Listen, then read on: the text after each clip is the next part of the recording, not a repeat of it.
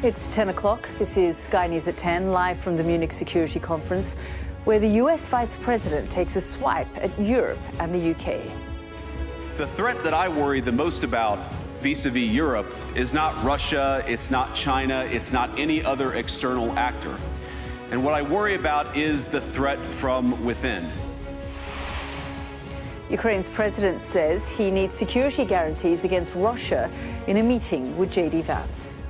I don't want to meet just with Russia, just to meet for what? No, we see the order of meetings. As I said, the order is United States, Europe, then Russia. The Kremlin issues a denial after Ukraine accuses Russia of a drone attack on the Chernobyl former nuclear power plant. Also tonight on Sky News at 10, regulators call for sweeping changes in the baby formula industry after a Sky News investigation revealed soaring prices have led to a black market. Security in the classroom. We find nearly 20% of teachers in England say they've seen pupils with knives in school. That carries with it not just a price tag, but a need for knowledge and expertise in schools that isn't just met by sending out a policy or sending out written guidance. Hamas releases the names of 3 Israeli hostages being released tomorrow, giving new hope that the ceasefire deal will hold. Plus, the British astronaut who hopes to be the first disabled person to join a mission on the International Space Station. And we'll take a first look at tomorrow's front pages in our press preview from 10:30 right through to midnight.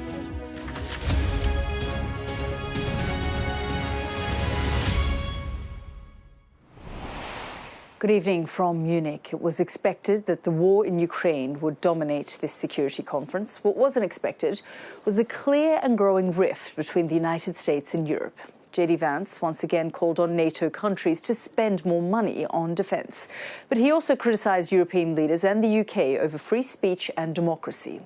Well, today I've been speaking to the President of the European Commission, Ursula von der Leyen, who talked about the importance of a just and lasting peace on the continent, and we'll have more on that a little later in the programme. But first, Sky Security and Defence editor Deborah Haynes has tonight's main report. The backslide away from they came expecting to hear about global threats and how to end Russia's war in Ukraine. Instead, Donald Trump's deputy blasted his allies over the state of democracy in Europe, accusing them of censorship and attacks on free speech. In Washington, there is a new sheriff in town, and under Donald Trump's leadership, we may disagree with your views, but we will fight to defend your right to offer it in the public square, agree or disagree. Germany's defense minister making no attempt to hide his displeasure. Democracy does not mean that a vociferous minority will automatically be right and they cannot decide what truth is. It does not mean that anyone can say anything, and democracy must be able to defend itself against extremists that try to destroy it. The clash reflects growing friction between Europe and the new White House as world leaders gather for an annual security conference in Munich. The fate of Ukraine most acutely on everyone's mind. Donald Trump's top envoys held their first meeting with the Ukrainian president. We need to speak more, to work more, and to prepare the plan how to stop Putin and finish the war. It's important for us to get together and start to have the conversations that are going to be necessary to bring this thing to a close. But Volodymyr Zelensky is in a bind, reliant on American support, yet resolved to stick to his own red lines. Will you or anyone from your delegation be meeting any Russians here? Donald Trump said there's going to be meetings here in Munich. Is that happening? First of all, I don't want to meet just with Russians, just to meet for what? No, we see the order of meetings. As I said, the order is United States, Europe, then Russia. Be ready to this meeting. That is the first. There's a real concern here that Europe is being sidelined and Ukraine's future put at risk by Donald Trump's plans for peace talks with Russia. One diplomat said to me it's a disaster and that European officials will be talking here with their American counterparts, trying to make sure that Europe's voice is heard. But then, even if it is, will the White House be listening? Deborah Haynes, Sky News, Munich. Well, let's just bring you up to date with the latest developments in the war in Ukraine. Now, as it approaches the third anniversary since Russia invaded the country, fighting has ramped up considerably. This morning, there was an attack on the Chernobyl nuclear power plant. These are the pictures of that explosion, which Ukraine's President Zelensky has blamed on Russia. The Kremlin has denied any involvement. Russia has made considerable gains in the Kursk region. A top Ukrainian commander says Kyiv currently holds 500 square kilometers of the western area. This is a significant decrease from the 1,300 square kilometers Kyiv had controlled over last September, though its losses have been stabilized recently. Russia currently occupies around 20% of Ukraine, including parts of Luhansk, Donetsk in the Donbas region, plus parts of Zaporizhia and Kherson and Crimea, which was occupied in 2014. On the southern front, Ukraine has lost Toretsk, but is still holding onto the strategically important centers of Pokrovsk and Chasiv Yar, despite months of Russian attacks. Overnight, on Wednesday, Ukrainian officials confirmed that Russia launched 140 drones against Ukraine, with damage and injuries confirmed in Odessa and Kharkiv. And last week, Russian shelling destroyed a house near the front line in eastern Donetsk, killing 2 people. Well, let's get some analysis now. And Deborah Haynes joins me. And of course, we'll also be speaking with our James Matthews, who joins us from Washington. Debs, I mean, you and I have been coming to this conference for a few years now. And, you know, when you think about the war in Ukraine and the discussions over the years, the atmosphere this time around, not just because of the war in Ukraine, but this transatlantic relationship being completely strained, or so it feels. It's really quite a tense atmosphere. Yes, the Donald Trump disruptive force has really shattered Europe's order. That's how it feels. Everybody that I've spoken to is, it's sort of not disbelief, it's concern, it's alarm, it's a sense of things happening out of Europe's control, underlying European weakness, but also European vulnerability. And when it comes to Ukraine and Ukraine's president, he has been such a rock star figure here at this conference over the years now, since Russia's full-scale war in particular, with people lauding him for the way that his country has stood up to Russia's invasion. And yet today he strikes much more of an increasingly desperate figure. He needs American support, and yet Donald Trump has set out in fairly stark terms to his various envoys the limitations of that support and what it's going to cost Ukraine. And it really feels as though right now you're looking at a Ukrainian leader who needs his European allies who really support him in the way that he wants to end this war, but who is having to dance to the tune of Donald Trump, as uncomfortable as that is. Yeah, absolutely. And it feels in many ways that the Europeans are having to dance in the same way. Debs, thank you so much. Well, let's go straight to James, who joins us from Washington. And James, I mean, the sense here, certainly at the conference, is concern about some of the things that they've been hearing from Donald Trump over the course of the last 72 hours about the war in Ukraine. They're concerned that concessions are already being made before any negotiations have started. And they're also concerned about the fact that they may not have a seat at the table. And then on top of that, they've been hearing from the vice president, who many European leaders here told me it felt like his speech was a missed opportunity, that he decided to focus on democracy, or the lack of democracy and free speech here in Europe, rather than talking about issues like Ukraine. Yeah, hi, Yalda. There's many things that J.D. Vance could have said in that speech. Settled the horses in Kyiv, cleared up the mixed messages that have been coming out of the United States over the past few days, from the Defense Secretary to President. What he delivered instead was, of course, that speech that berated European leaders about their own countries and policies. Very much in keeping, I have to say, with the Trumpism we have come to know over the past 3 weeks, that philosophy of change is here, change that suits the United States, and hang the consequences for allies who depend on the United States. I think European leaders are looking to decipher Donald Trump. They're looking for a certainty in American support that has helped to maintain, that has underpinned world peace post-war.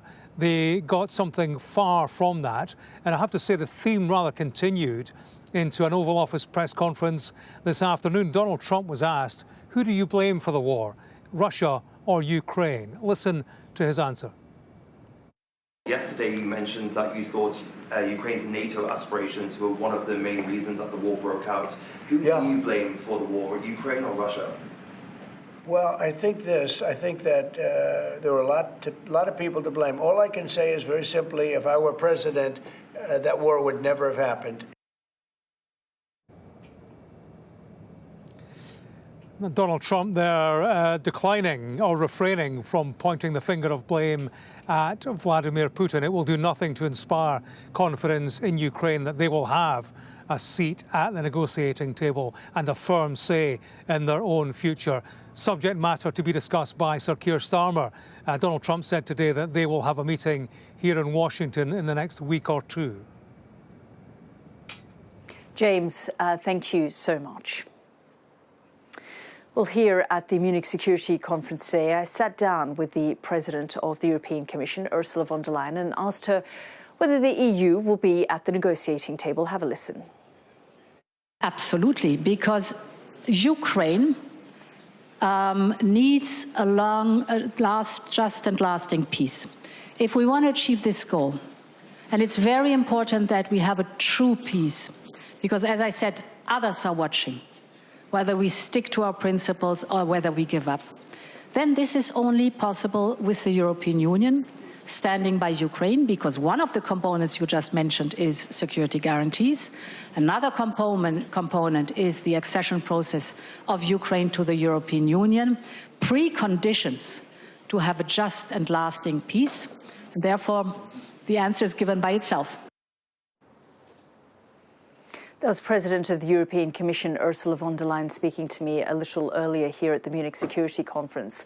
Well, you heard there from Ursula von der Leyen saying that they would absolutely be at the table, but there are many leaders here, European leaders, who feel for now they are being sidelined as Donald Trump has this phone call with Vladimir Putin and says that the peace talks around Ukraine will begin immediately, perhaps in Saudi Arabia. We'll be following all the developments here from Munich and beyond. But for now, back to you in the studio, Barbara. Yelda, thank you. I'll bring you the rest of the day's news, but let me start with some breaking news that we're getting now, and that is that the Attorney General has said the Southport child killer's sentence will not be referred to the Court of Appeal. Axel Rudakubana, 18, was jailed for a minimum of 52 years last month. Now, he received one of the highest minimum custody terms on record for the attack at a Taylor Swift-themed class in July last year when he was 17. The Attorney General, Lord Hermer, said no one would want the families to be put through an unnecessary further court process where there is no realistic legal basis for an increased sentence. The 52-year sentence imposed by the judge was the second longest sentence imposed by the courts in English history. Rudakubana will likely never be released and will spend the rest of his life in jail. The government have set out the next steps that must now take place. That breaking news coming in that the Attorney General, Lord Hermer Casey, said he will not be referring the sentence to the Court of Appeal under the unduly lenient sentence scheme. Regulators have called for a radical shake-up of the baby formula industry, saying high prices and branding are leading to poor outcomes for parents. The Competition and Markets Authority found many brands cost more than the weekly value of people's benefits, leading some parents to skip food to buy it. Our national correspondent, Tom Parmenter, reports. His reports initially broke the story nearly 2 years ago. It's this point, when the tin is running empty, that so many parents dread. Many families had long suspected they were being exploited by the price of baby formula, and they've now been vindicated as a landmark report has called out a market that's working against parents and their babies. I think it's money making. I think it's disgusting, to be honest. You know, I think there's lots of families who are struggling as it is and having to make choices between baby formula and feeding themselves. There's so many brands out there. Women don't get support on what to have. You basically leave hospital. This is my second baby. Both times it's been the same. I've tried breastfeeding and I've not been able to. And you just get left. No one tells you what milk to buy. And you stand in a shop with 10 brands, maybe more. What's the difference? You don't know. How important then are these recommendations that this has to change? I think it's imperative. I think they've got to do it. I mean, I think the government go on about poverty as well, don't they? And they go on about how can they help people in need. Well, this is how you can help people. 2 years ago, Sky News revealed how the escalating prices were driving families to take extreme measures to feed their babies. The Competition and Markets Authority has said it can't carry on. We think intervention in this market is really necessary. You know, we've seen prices go up 25 or 30% over just the past few years, and this is an absolutely vital part of the weekly shop for so many families. Manufacturers and retailers have already been pressured into trimming prices. New, cheaper brands have entered the market, and public health messaging spelling out to families that all baby formula is nutritionally equivalent has started appearing on supermarket shelves. The scrutiny of this market that has been left unchecked for so long will lead to a better deal for parents. The CMA say families could be saving £300 a year just by switching brands. They want to loosen the rules to allow store loyalty points to be spent on baby formula. And when parents are given infant milk in hospitals, it should be unbranded. It now falls to the manufacturers, the retailers and the government to deliver on the recommendations. It really feels like this is a once-in-a-generation opportunity to make the changes that families need, and we really hope that the government and the formula manufacturers and other stakeholders in this have got the guts to make the big, bold changes that are needed. The industry and government have promised things will change, but families can't afford to wait much longer. Tom Parmenter, Sky News, Manchester. A teacher has described to us how he was stabbed by a pupil in a classroom. A Sky News survey has found that there's been a staggering increase in the number of knives in schools, with almost 1 in 5 teachers saying they've seen students carrying a knife in the classroom. Schools are now having to take drastic action, as our North of England correspondent Caterina Vitozzi reports. A place of learning and of safety. That's what the Department of Education told us schools should be. But today we revealed that 18% of teachers in secondary schools in England had seen a pupil with a knife. Some told us classrooms don't feel safe. The day I was stabbed, I didn't go to school thinking I will be stabbed. I just went to work as normal, and unfortunately it happened. In 2015, when working at a school in Bradford, Vincent Uzoma was stabbed in class. Do you think classrooms are any safer now than they were when you were teaching? Yeah, I think it's getting worse and worse. It makes me feel our educational system, needs reformation. Something has to be done. It cannot continue like this forever. Our survey showed in more deprived areas in England, some teachers had seen a pupil with a knife more than 5 times in just this academic year. But only 15% had had training on how to respond. We asked the Department of Education for their response to our survey, and they said that it was up to individual schools to be responsible for their own security, and the role of the Department of Education was to provide support in making sure that what schools were implementing was right for them. But there was no suggestion of additional funding. Do you think we are going to be heading towards an American-style approach in more schools with walk-through metal detectors on doors, security staff employed, that sort of thing? I very much hope not. I think there are some schools that might decide that that's what's right for their context. There's been a sea change in the expectations around security in schools and in lots of public buildings in the last few years. And the expectations of the public are rightly very, very high. But that carries with it not just a price tag, but a need for knowledge and expertise in schools that isn't just met by sending out a policy or sending out written guidance. So, could we see more of these in our schools? Metal detectors, known as knife archers, are already deployed in some. Would you support metal detectors, more security in schools? I don't know, maybe not for the primary school as much, but I think maybe for the secondary school, because I think you probably can go undetected, like in the bags. I suppose the issue will be about who's going to police it. You know, teachers are already very stretched. From training to infrastructure, there are a myriad of options to explore, and urgently. There is no doubt that your research is shining a light and evidencing that this is a growing trend and something that we ignore at our peril and we must do something about. Because if the adults in the room don't know the best way to respond, how can the children? Katerina Vitozzi, Sky News. A surgeon who specialises in treating children has been suspended from a hospital in Cambridge after 9 surgeries were found to fall below expected standards. Let's get more on that now with Sky's health correspondent Laura Bundock. Laura, good to see you. When did the hospital start to get suspicious? A while ago. This all relates to a doctor at Addenbrooke's Hospital in Cambridge, an orthopaedic surgeon who specialises in paediatric surgeries. It was back in October last year that colleagues of this doctor raised concerns. At this moment, the Trust starts this external review into complex paediatric hip operations that had taken place at the Trust over the last 2.5 years.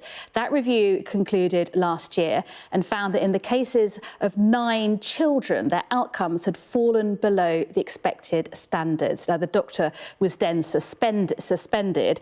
The outcomes for these children weren't life-threatening, but they did impact their quality of life, and I'm told in particular their mobility. Now, the Trust today launched this helpline for parents and families who might have concerns about their care. Within 2 hours of that number going live, 7 people had made contact. I spoke to the chief executive of Cambridge University Hospitals Trust earlier today, who told me he's taking this extremely seriously and gave this apology. I'm desperately sorry that we've let these 9 children and their families down in this way. They deserve and should expect better than this. I think now what's important is, alongside supporting those 9 and their families, it's a measured, steady review of other patients where this may have been the case, and that's being set up at the moment and will be external. Now, 2 things to say really quickly. As for that first review, which ended 2 weeks ago, the results of this will be published. We don't know yet when, but they will be published. As for the second review, which is underway, among other things, it's going to now look at every single operation that was planned and carried out by this particular doctor during their time at Addenbrooke's. And it will also ask questions as to whether or not the Trust missed opportunities and could have picked this up earlier. Laura, thank you. There's been a lot of uncertainty around the future of the Gaza ceasefire this week, but Hamas has now released the names of 3 more Israeli hostages who will be released tomorrow. Alexander Trufanov, a Russian-Israeli citizen, Siji Dekel-Chen, a US-Israeli, and Israeli citizen Yair Horn are said to be freed after 498 days in captivity. All 3 men were taken from the same kibbutz on the 7th of October. Meanwhile, whilst the current ceasefire holds, it means hundreds of thousands of displaced people have been able to continue returning to northern Gaza. Sky News teams have filmed some of them who've made the journey back home. Our international correspondent Diana Magnay reports. There is some semblance of life returning to the ruins of northern Gaza. Coffee, kebabs on sale in the Jabalia refugee camp. Young boys salvaging what they can to make the uninhabitable livable again, even if just in the most rudimentary of ways. Shelter, first and foremost. But then for other less basic needs too, the kinds which make you feel that bit more human, more looked after. 2 weeks ago, our team in Gaza filmed this couple in Jabalia returning to the ruins of their home. We obviously need someone to help us. How will we rebuild this? Samir had asked then. Now her grandchildren have come to help. There is laundry hanging up to dry, a tent now to sleep under, even if so much that they once had that they still need is inaccessible. I have blankets, but they're all under the rubble. The best kind. I have more than 20 of them, under the rubble. I have a couch. I have the best mattresses. Thick mattresses. For someone my age, I shouldn't have to be sitting around a fire like this. What about my dignity? The Kamal Adwan Hospital in the north of the Strip is not accepting patients. There is no way to treat them here. No way to keep babies alive in broken incubators, in what's left of maternity wards. A little further to the south, though, the Al-Shifa Hospital, the largest in Gaza, is operational, if only just. Desperately short of supplies, doctors worried that things could get even worse. If the ceasefire fails, it will be even more catastrophic. Hospitals are already overcrowded, with no room to receive new patients. Israel says it is now letting in 600 aid trucks a day through the Rafah crossing in the south. And with Israeli troops now out of the Netzarim corridor, which divided the Strip in two, there is a long snake of traffic travelling both ways. The US president said it was too dangerous for people to carry on living here, but they do, and they say they will not leave. Israel dreams of Gaza becoming a part of it, but when we die, our children will not forget. This is our land and the land of our grandparents, and our children will stay here whether they like it or not. All hell did already break loose in Gaza, but the people keep going, praying this ceasefire continues, determined to hold on to their homeland. Diana Magri, Sky News, Jerusalem. The Pope is in hospital and receiving treatment for bronchitis. The Vatican says Pope Francis was diagnosed with the infection last Thursday, but has continued his duties. The 88-year-old has suffered several health issues in recent years and has been hospitalized 4 times since 2013. A Royal Navy ship has shadowed 2 Russian cargo ships through the English Channel. They're carrying military vehicles and missile launchers. The military hardware is being taken back to Russia after being evacuated from Syria's Tartus port. Manchester City have scored a legal victory over the Premier League in a long-running battle over financial rules in a case brought by the English champions. An independent panel is understood to have informed clubs that associated party transaction rules are void and unenforceable. The rules were first introduced in 2021 after the Saudi takeover of Newcastle to ensure commercial deals with companies linked to clubs' ownership were at a fair market value. Now, a British astronaut has been cleared to become the first person with a physical disability to take part in a mission on the International Space Station. The European Space Agency says John McFall, a former Paralympian sprinter, has received medical clearance for a long-duration stint on board the ISS. Our science correspondent Thomas Moore went to meet him. So, where are we here? So this is the front end of the space station. This is Node 2. John McFall's dream of going to space is one giant leap closer to reality. His right leg was amputated above the knee after an accident, but 2 years of research with the European Space Agency has shown he is medically fit to fly, and his ambition is to join the crew on the International Space Station. The feasibility study has gone so well, he's pushing back on his original title of para-astronaut. First and foremost, an astronaut, like I am first and foremost a dad. Or a surgeon, do you know what I mean? I'm not a parasurgeon and I'm not a para-dad. I mean, para-astronaut, it's not a bad word, it's quite a cool word. The problem is by its very nature, it creates a difference from astronaut. I would argue, why do you need that? It just creates unnecessary division. Tests carried out on a zero-gravity aeroplane revealed that the chips and sensors in John's high-tech prosthetic got confused by weightlessness and they need adjusting. But assessments in a centrifuge that simulates the G-forces of launch and return from space identified no problems. Hello, John. Hello. Welcome back to Earth. Thank you very much. For ESA, this has been about opening up space to all, and it won't be deterred by President Trump scrapping diversity policies. And I'm very proud because Europe stands for its values. Inclusiveness is a value of Europe. It's also a strong value at the European Space Agency. We stand for responsible, sustainable and sustained exploration, and John is just a marvelous example. John hasn't yet been assigned a mission, but he's hopeful that he will be in space by the end of the decade and perhaps one day walking on the moon, breaking down barriers along the way. Thomas Moore, Sky News in Cologne. Well, that was Sky News at 10. Coming up, we'll take a first look at tomorrow's papers in the press preview. Tonight, we're joined by Daily Mirror columnist Susie Boniface and former Conservative Special Advisor Anita Boite. Welcome both. Among the stories we'll be discussing, this on the front of the Times. The headline, Vance tells Europe to clean up its own mess. He said a lot of things. We'll be right back.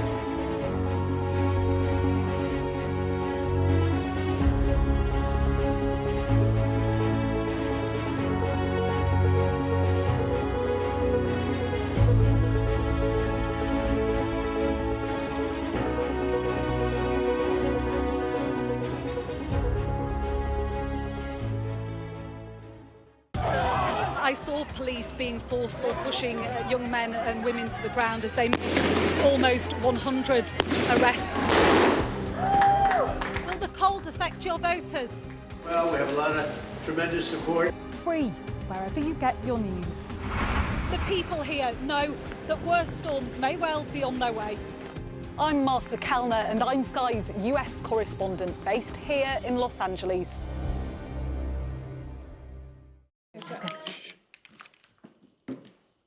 This is Sky News. In just a moment, the press preview. A first look at what's on the front pages as they arrive. But first, our top stories. President Zelensky has said he needs security guarantees against Russia, and the US doesn't have a plan to end the war in Ukraine. Regulators have called for changes in the baby formula industry after a Sky News investigation revealed soaring prices have led to a black market. And the Attorney General has said Axel Rudukbana, who was jailed for a minimum of 52 years for the Southport murders, will not be referred to the Court of Appeal.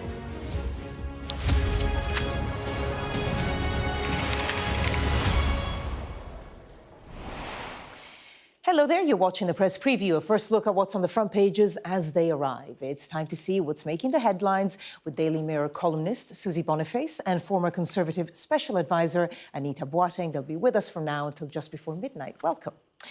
But first, let's take a quick look at what is on those front pages. The Times highlights Vance telling European leaders that free speech across the continent is in retreat, while praising Brexit and telling EU leaders to clean up their own mess. The Mail adds how Vance singled out Britain in his speech, criticising what he called the UK's thought crime law. The Telegraph also has Vance's warning.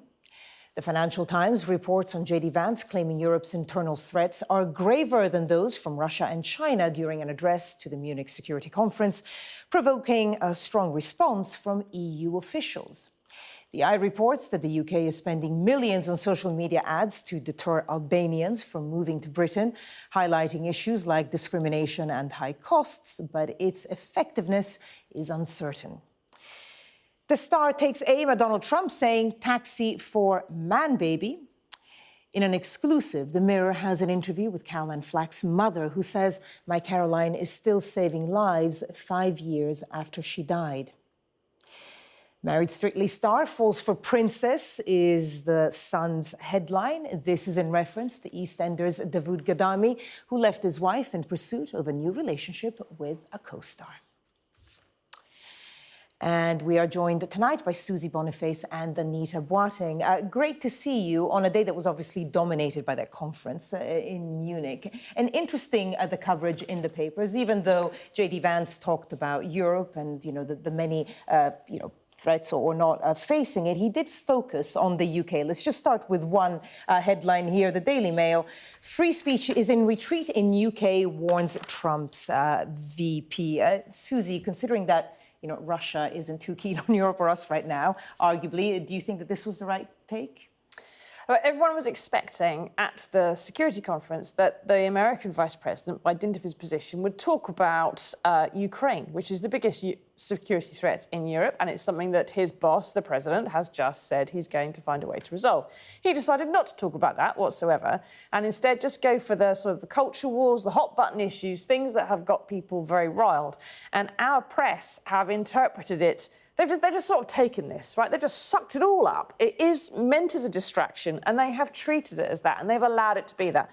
So the papers for whom already they feel that free speech is under threat, so the Mail, the Telegraph, the more right-wing papers, have sucked this up and just repeated it on their front pages with very little thought or analysis, no questioning about it. Oh, he says it, it must be true.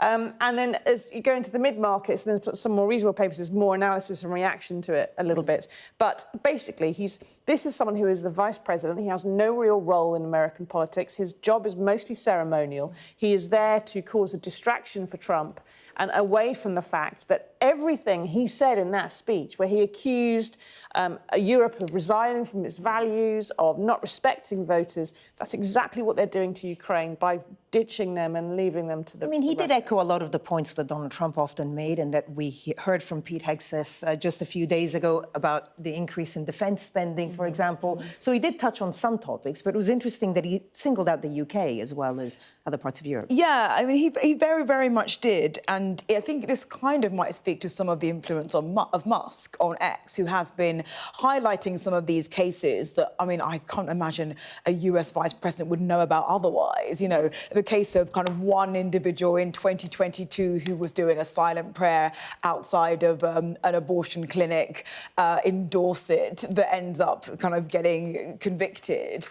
This kind of stuff is not even troubling the front pages in the UK and is being singled out for this speech. And I think for me, that's what's really striking is, first of all, that the UK is being singled out separately from the rest of Europe, and also that he is really casting a kind of aspersions about the values of British people and of British democracy and the strength of it. And to have a US president even want to, vice president even want to wade into that discussion, let alone basically say, get your house in order, I think is an extraordinary moment. And, you know, you've got this indication that the UK government is like, no comment. But this really does speak to a very different, much more muscular US presidency that is willing to not just talk about security issues and the things that matter, but say you're doing things wrong. Well, not only that, but talk rubbish. Because the gentleman in question, the case that he raised about a former soldier who was arrested for engaging in a silent prayer just outside an abortion clinic in Dorset a few years ago,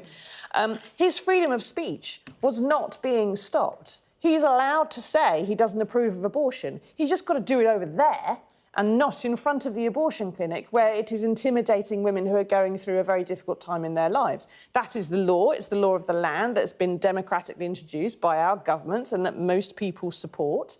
And that's not squashing anyone's religion or freedom of speech. They can express their religion as they please. Let's take a look at some of the other headlines. Daily Telegraph, almost identical to the Daily Mail. Vance, free speech in Britain is in retreat. And he talks about main threat to Europe is not from Russia, but from within, which is also echoed on the front page of The Times, where here it says Vance tells Europe to clean up its own mess. That's what he mentioned, the threats from within, not Russia, not China, but free speech and immigration as well. Yes, I think this is really, I mean, he doesn't just say that. He says, and this is the really important paragraph in my mind, if you're running in fear of your own voters, there is nothing America can do for you, nor for that matter is there anything you can do for the American people who elected me and elected President Trump. That basically says, I don't have time for you, I don't care about you, you need to fix up. And I think that that really matters because he decided to pick this moment when we were talking about security, or we were talking about a partnership that has endured for decades, to say, I don't care about you and you don't care about me because you're doing things wrong. And I'm not shocked that this has shaken up the conference. And I sort of wonder whether the audience is slightly more about the MAGAs at home. I slightly wonder whether this is about distracting from the negotiating kind of missile that has sort of been launched into the relationship between Ukraine and Europe. But nevertheless, it is a move that I'm struggling to kind of get my head around the strategy of it, and could perhaps just be a moment, or it could be a sign of a new, much more deeply confrontational relationship between Britain and the US and Europe. Well, the question is as well how people respond to this. Because, again, he's talking rubbish. There is no one in Europe that is going, we're going to completely ignore our voters, don't need to think about it. He cited a case in Romania where elections were cancelled, but they were being rerun. But that's because of Russian interference. And if he is going to argue the point of saying that, you know, that in Europe, democracy is under threat because people are ignoring what their voters want, then that's exactly what he is allowing Putin to do in Ukraine. And he is ignoring the fact that people of Ukraine voted for Zelensky. They have voted to join the EU. They want to join NATO. They do not want to be seized in an illegal war by Russia. And, you know, Vladimir Putin did not invade Ukraine in order to protect European values. No. Right? And that is the central issue that the Security Conference should be talking about. And the people that are there, and they talk about it in the FT to some extent, and they'll probably get onto it, but they reacted to what he had to say, the policy people and the politicians in the room. But they have to find a way to deal with this. And the whole, you know, Keir Starmer's government going, oh, no comment. We can't speak because it's going to upset the next negotiation, because these people are very sensitive. We're just going to keep it to ourselves.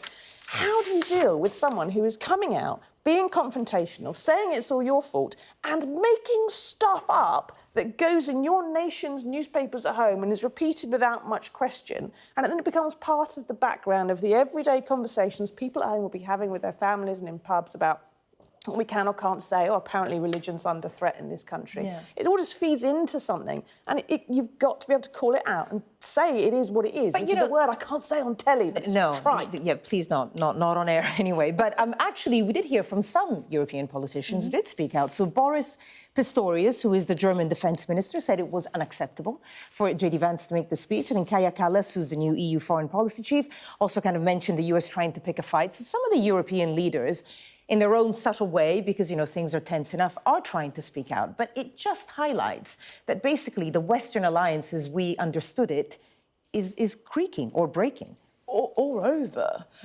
Because ultimately, I think this is an extraordinary moment where the US has sort of doubled down on its call of European irrelevance, let's put it that way. And so off the back of a conversation between Vladimir Putin and Donald Trump and Zelensky and Donald Trump, where it talked about what Europe might be willing to do with no conversation with a single European leader, to then come to this moment where you could have poured salve on the wound and kind of said, well, actually, this is all, we're all in this together and European security is still very important. He went, I was going to talk about that, but instead I'm going to tell you what you're doing wrong. And the decision to do that, I think, is a lot less about rhetoric, I think, and more about saying, just in case you're confused, I'm in charge.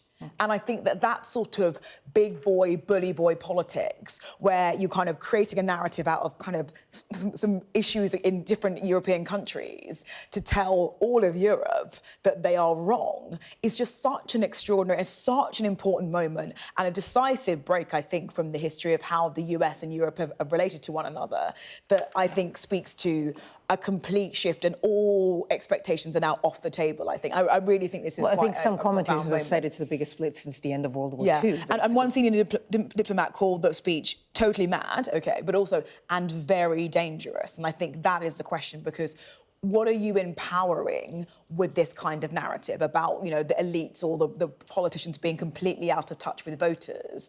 Having someone like J.D. Vance with that kind of pulpit make that statement, I think says a great deal about who he wants to see in charge of some European countries. Susie, I guess the UK had perhaps hoped that it was going to find a balance between the EU and the States, be slightly different.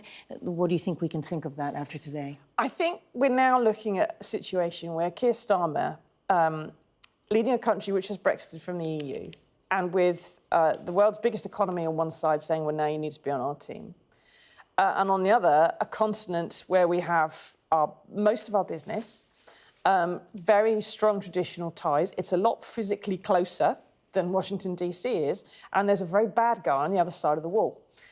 He's going to get to the point where really he has to provide some leadership, and it's not Keir Starmer's natural coat to wear.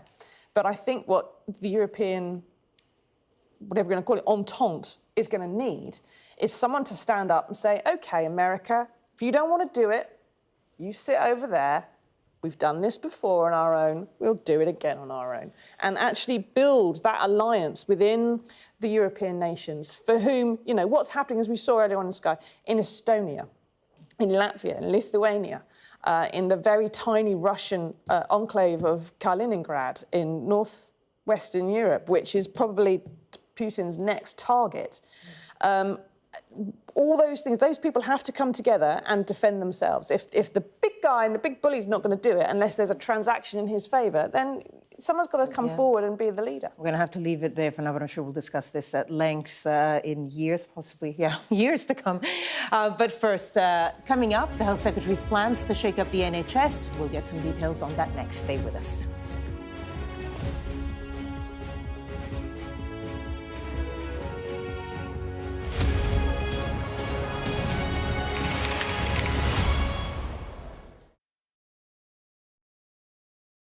We're going to do this 100 times every day for the next 3 months. Why have we agreed to this? Raises many questions about many things. Actually seeing people impacted, she was so upset. It was powerful. They kind of couldn't believe they were being berated here. Very much on my terms, I think was the subtext. News happens fast around Donald Trump. It was a kind of wow moment. Yeah, that's what it feels like, doesn't it? It's Trump world, and we just live in it. So, where next? Follow Trump 100 wherever you get your podcasts. I'm James Matthews, and I'm Sky's US correspondent. based here in Washington, D.C. Do you fear a fourth indictment? Is it a draw? Does your government owe an apology to the British home children? Great to see you. Does your government owe them an apology? The fact that they were intercepted, does that indicate a military weakness on the part of Iran? No, no, no. Free, wherever you get your news.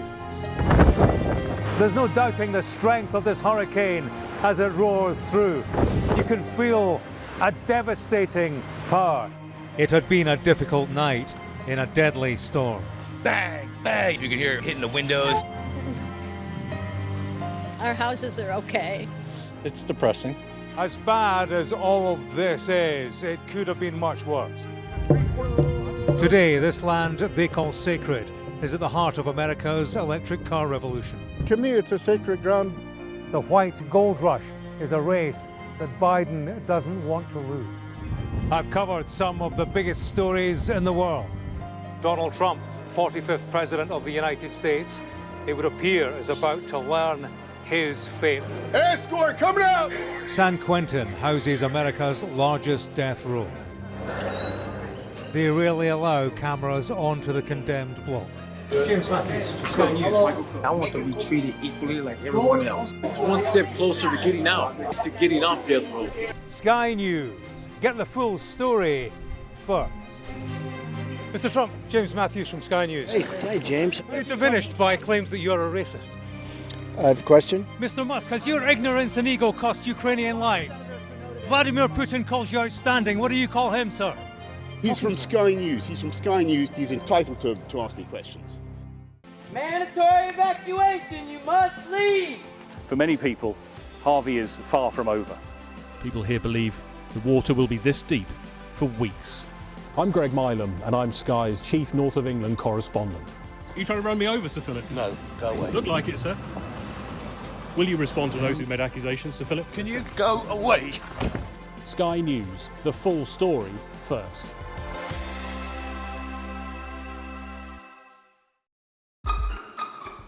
We've got your Sunday mornings covered.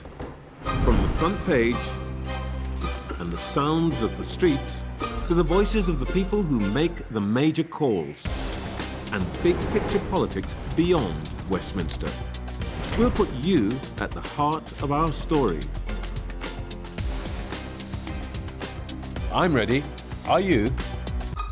Join me, Trevor Phillips, Sunday mornings on Sky News.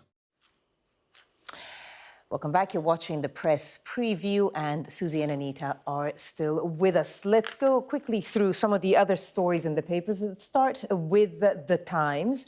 NHS will compete with itself in Streeting's productivity reforms. Susie. Yes, even madder than you think from the headline you read into it. So some of the things that the reforms that may bring in is paying NHS services being paid according to how many people use them, which would decimate rural services and services in places like Wales. It would centralise specialism. So if you've got something more unusual wrong with you, you've got a long way to go to get treated for it.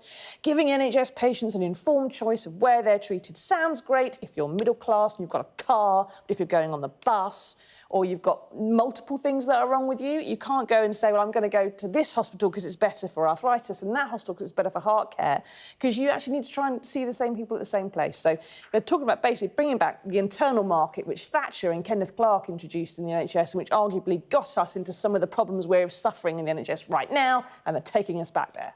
Anita, let's look at the Telegraph quickly. So the story here is about fracking. Miliband sticks to fracking ban days after giant gas field found. What's this about? It's essentially that. There was a pledge in Labour's manifesto about banning fracking. You will all remember the kind of fears in 2011 that it would cause tremors in the ground. And so the Telegraph, who obviously is quite big on cost of energy and energy security and all of that, is highlighting the fact that the government's climate change committee has said, for instance, there's going to be a shortfall of 1 trillion cubic metres of gas between now and 2050, and yet Miliband is sticking to this pledge to ban fracking, even though there's this potential field under Lincolnshire that could make a difference. One thing I thought that was particularly interesting in this story is that the response from the department talks about the reason why we should kind of take back control of our energy and protect family and national finances from prices spiking, no longer talk about that £300 off energy bills. So I wonder if the language in the department is changing around why we should focus on going all out for net zero. Susie, briefly? Yeah, we had to give way on the Heathrow Airport thing, but he's sticking his heels in over fracking. It's a shame because they've found this great big field that could supply energy for a decade. OK, well, let's look at one last story. It is Valentine's Day, so let's give it a bit of a romantic theme, although it's not that romantic at all, because it's saying that half of young Britons would find it difficult to be in a relationship with someone who didn't share their political views. Hasn't that always been the case, Anita? Yeah, I think so, pretty much. And I also think that it's true in this story that, like, people who are more on the left have a stronger view about it than people on the right, who are sort of like, well, you know. Well, then.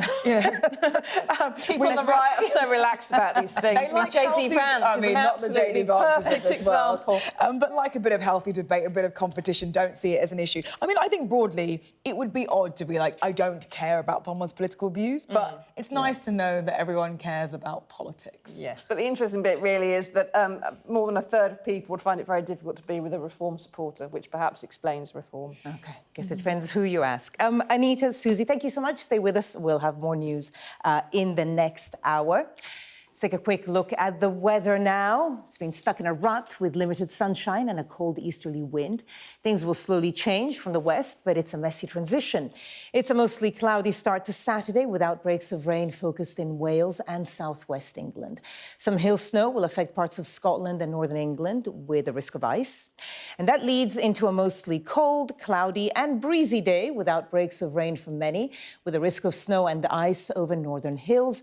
The best of the brightness will be across the far north of Scotland. And coming up next on Sky News at 11, President Zelensky says the US doesn't currently have a plan to bring peace to Ukraine and says he needs security guarantees against Russia.